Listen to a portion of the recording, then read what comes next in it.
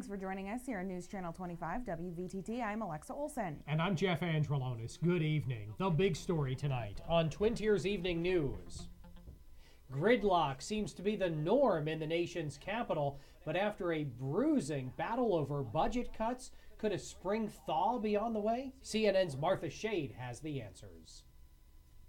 Compromise may be a dirty word for some in Washington. It may also be the only hope for progress. Congress had more than a year to come up with a resolution to prevent billions of dollars in forced spending cuts. It failed, and the down-to-the-wire political showdown didn't make anyone look good. With his poll numbers falling, the president appears to be changing his approach. The American people have made it clear, both in the election and in the aftermath, that they want Washington to pursue common sense, balanced solutions to these challenges. Step one, dinner Wednesday night with 12 Republican senators, among them harsh critics of the president. Participants described it as a frank discussion on deficit reduction. The mere fact of meeting, talking, discussing, and the fact that the senators came out and said it was a positive meeting, I think it's a good sign.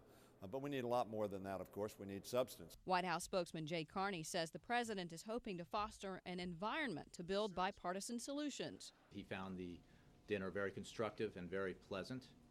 He said that there seemed to be sincere interest in avoiding constant crisis. That was followed by lunch Thursday with a key House GOP leader and the running mate of the president's 2012 election rival, Paul Ryan. Compromise is not only needed for fiscal issues, but also to deal with gun violence and immigration reform. As congressional leaders continue to point fingers at each other, where is their plan to balance the budget? The Republicans have refused to produce more revenue. More work may be needed to create a spring thaw in Washington. I'm April Williams reporting. A prominent figure in Olean is accused of paying fewer taxes than she should be. WVTT's Valerie Tysander spoke to local officials today to find out what happened.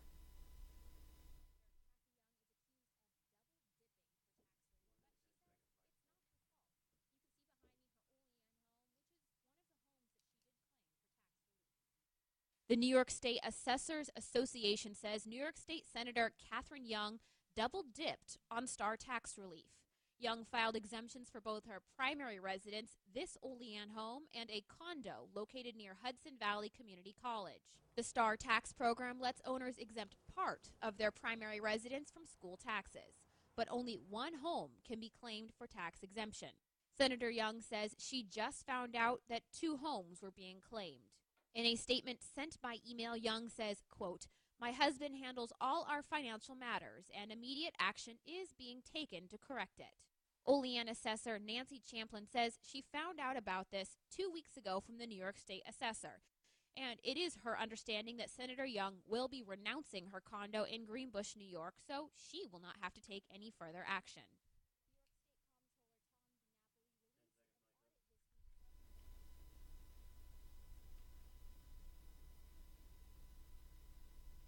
For more on her story, check out WVTTnews.com and our Facebook page, facebook.com/WVTTnews. Let us know what you think of the story. Jeff? Alexa, it's that unmagical time of the year for motorists. Pothole season is preparing to get underway. I already saw a road crew working earlier today in Cattaraugus County filling potholes. WVTT had cameras at the Cattaraugus County Public Works meeting last night. What we do have a plan to get all the roads done, but what we don't do is we try not to run out and do potholes based on phone calls. We have a set plan that they do a road, they stick on that road and they get those potholes done. The Cattaraugus Public Works Committee says it's almost that time of the year for road crews to begin filling potholes, but Public Works Commissioner Joe Piliteri says the roads that get worked on first won't necessarily be the ones that are used most often. Take them as priority, or safety first. Safety first. If there's a safety issue of the pothole, we'll do immediate repair. If there's not, and again, we can't get hot mix asphalt until probably about mid-April. Hundreds of students from BOCES that attend both the Cattaraugus and Allegheny County campuses attended a winter carnival at Holiday Valley yesterday. Activities such as tubing, snow soccer, and an obstacle course were those that the kids participated in. And this was the 8th year the two-day winter carnival was organized for students, with hundreds of volunteers pitching in. Jeff? one southern tier school is looking at drastic cuts, cutting $450,000 from its budget, possibly cutting out the elementary school. Casadega's Board of Education met Monday and discussed closing the elementary school. Like many other schools in the area, officials tell WVTT the district is plagued with rising costs and falling enrollment. Not all parents are happy about the possible change. One parent says saving dollars doesn't make sense when losing a community asset. Elementary students in Casadega would attend Sinclairville Elementary beginning next school year under the plan. U.S. Senator Charles Schumer is pushing a plan to save seniors on Medicare bills of Medicare thousands of dollars in medical bills. He's improving access to Medicare Coverage Act, which would extend a rule which requires a 3-day mandatory inpatient stay to cover post-acute care in skilled nursing homes. Now, currently, observational stays aren't included in the 3-day mandatory stay. Schumer says including observational stays in the 3-day will save seniors thousands of dollars.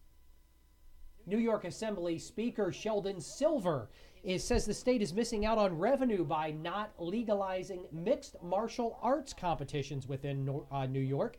He says he's personally opposed to MMA, but he says the Senate took up the issue again earlier this week. His Democrat majority will discuss the matter behind closed doors to see what they want to do. Now, Silver says it's on TV to be seen by the people. Meanwhile, WVTT sent a camera crew around the area to talk to people about their reaction to MMA.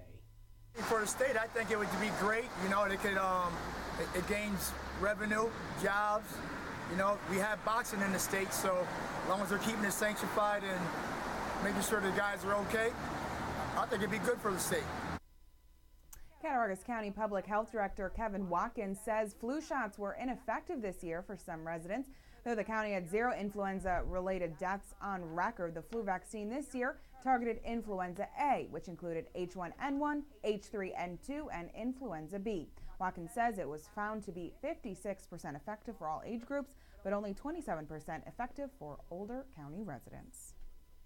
Coming up on Twin Tiers Evening News, our first look at weather and also WVTT's information overload. Stay tuned. Lots more news still to come here on News Channel 25 WVTT.